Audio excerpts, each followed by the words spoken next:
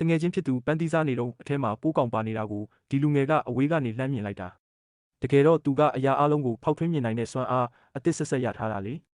အဲ့ဒီမှာတင်တငယ်ချင်းဖြစ်သူရဲ့အိမ်ကအိုးဟောင်းလေးတစ်လုံးကိုလှမ်းကြည့်လိုက်တော့အဲ့ဒါကဒေါ်လာ1 သန်းတန်နဲ့ရှေးဟောင်းပစ္စည်းဖြစ်နေတာကိုသိလိုက်ရတယ်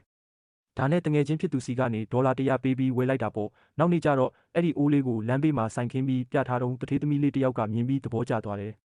ဒါကိုလူမိုက်တစ်ယောက်ကလာနှောက်ယှက်သေးတာပေါ့ဒါပေမဲ့မမျှော်လင့်ပဲအဲ့ဒီသူထေးသမီးကအိုးလေးကိုဒေါ်လာ1 သန်းနဲ့ဝယ်မယ်လို့ပြောလိုက်တော့အားလုံးပါဇက်အဟောင်းသားဖြစ်သွားတာပေါ့အိုးကိုတန်ရှင်းရေးလုပ်လိုက်တဲ့အခါမှာတကယ်အဖိုးတန်ရှေးဟောင်းပစ္စည်းမှန်းအားလုံးသိသွားကြတာဇက်ရှင်ကအဲ့ဒီမှာတင်မပြီးသေးဘူးဗျသူကကျောင်းကအလှပကေးလေးရဲ့မွေးနေ့ပွဲကိုတွားတော့သူ့ကိုမနာလိုတဲ့တထေးသားတစ်ယောက်ကလူကြားတဲ့အဆက်ခွဲချင်တာနဲ့မိဖို့အစုပ်တစ်ခုကိုထုတ်ပြပြီးဒါဘာလဲဆိုတာခံမှန်းခိုင်းတယ်ကျွန်တော်တို့လူငယ်ကကြည့်လိုက်တော့ဒါကနှစ်ပေါင်း1000ကျော်တက်တန်းရှိတဲ့ယတနာကြီးဖြစ်နေတာဒါပေမဲ့တထေးသားကတော့ဒါအတူကြီးဆိုပြီးလှောင်တာပေါ့နောက်ဆုံးသူထေးသားကမင်းတကယ်ယုံရင်ဒေါ်လာ9000နဲ့ဝယ်မလားလို့စိန်ခေါ်တော့ကျွန်တော်တို့လူငယ်ကချက်ချင်းပဲငွေလွှဲပြီးဝယ်ချလိုက်တယ်သူထေးသားကတော့ဒါ2 ဒေါ်လာတန်အတူကြီးပါကွာဆိုပြီးရေလို့မစုံဘူးပေါ့အဲ့ဒီအချိန်မှာတင်ကျောင်းကအလှပကေးလေးရဲ့အဖေတထေးကြီးရောက်လာပြီးဒီမီးဖို့ကိုမြင်သွားတယ်တထေးကြီးကတေချာကြည့်ပြီးတော့ဒါတကယ်ရှေးဟောင်းယတနာစစ်ပဲငါဒေါ်လာ10 သန်းနဲ့ဝယ်မယ်လို့လည်းပြောလိုက်ရောစောစောကလှောင်နေတဲ့တထေးသားလည်းမျက်လုံးပြူပြီးကြောက်ရွံ့လို့ဖြစ်သွားတော့တာပဲဗျာ